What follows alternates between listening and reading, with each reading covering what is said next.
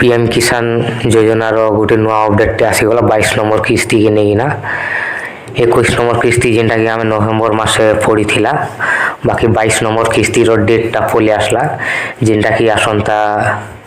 एटा 13 तारीख पड़वा मार्च 13 पर दिन जेनटा रोचे डेट तो जार जहाँटा भी अकाउंट माने ठीक अच्छे तो सेटा किछु कथा नहीं बाकी जहाँ पीएम किसानटा किछु प्रॉब्लम अच्छे बोले चेक करना केवाईसी जदि प्रॉब्लम अच्छे बोले केवाईसी कर नौन जल्दी जल्दी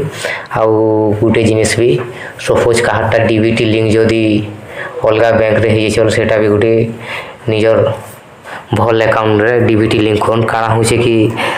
जेन बैंक रे आमे लोन माने आनीछु से बैंक रे ऑटोमेटिक तामने से माने डीबीटी लिंक कर दोछन तो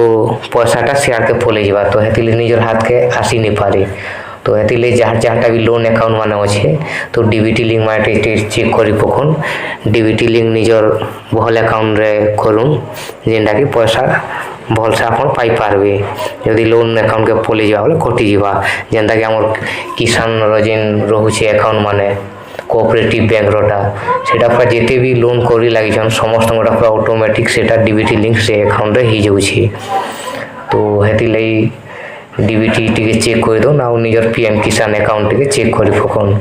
काना प्रॉब्लम अछि ठीक ठाक अछि जे बहुत बहुत धन्यवाद वीडियो के देखवाले।